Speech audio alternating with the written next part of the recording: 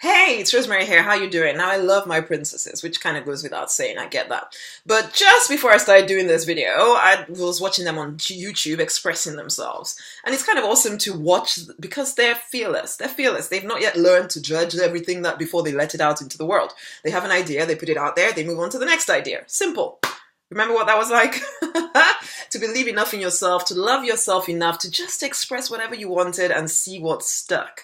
You didn't attach any deep meaning to anything because deep inside you knew you were loved, so the result of any one idea didn't shake that, okay? You had an idea, you implemented it, and sometimes it worked, other times it didn't, but you just carried on to the next thing.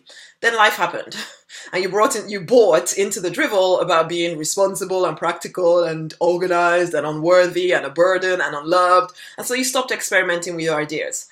Or were you ever that free? Maybe you've always stifled any ideas because you never felt secure enough just to put your ideas out there. Maybe your childhood was that bad that there was never a time when you just loved who you were. Whichever way, you're here now, in a world where your ideas seem almost irrelevant to your life. A place where you judge everything and wonder if it's good enough to ever see the light of day. A place where, though you have many ideas bubbling up beneath the surface, you feel too overwhelmed to actually do anything about them.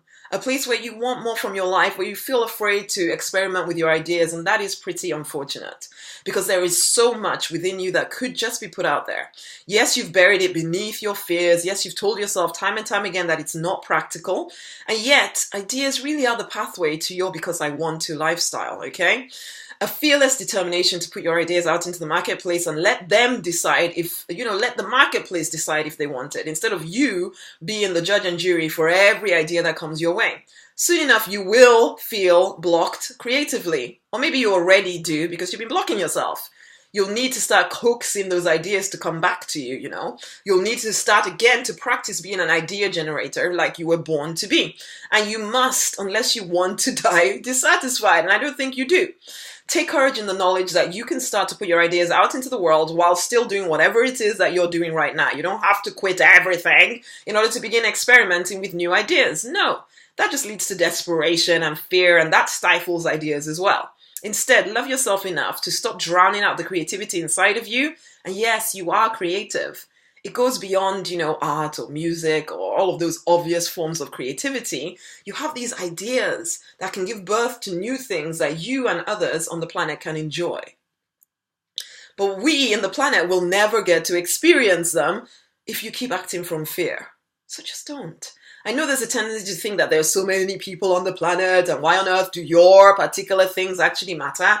They matter because you are here for a reason, and though you get the choice as to whether you move through life unnoticed and ignored, that isn't what you were created for, okay? And it's definitely not what you even want, really. You may call it humility to think that way, but really it isn't. It's fear. Your ideas are the pathway to a new experience of life. Dare to put them out there.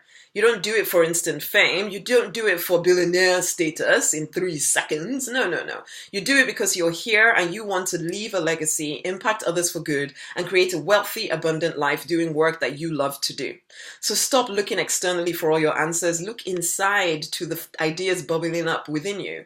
Love yourself enough to put them out into the world. Join me for the Self-Love Project, okay? A transforming look at yourself and all you're here to do. A time to remember, to reinvent, and to realize your deepest desires. A time to look at yourself and value who you were born to be, to release yourself from the shackles of fear, and a time to learn again to love your own quirkiness.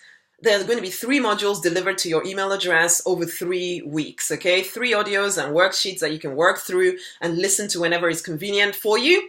And there's optional entry to a private group to explore with other people privately who you are and what you want out of life and the world.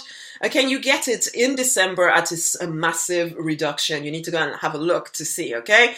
It's at rosemarynonniknight.com/self-love project. If you happen to be hearing this outside of December, still go and have a look because you'll still need it, okay? It's time to fight for and to deliberately design the life you were born to live because you want to. Until the next time, bye.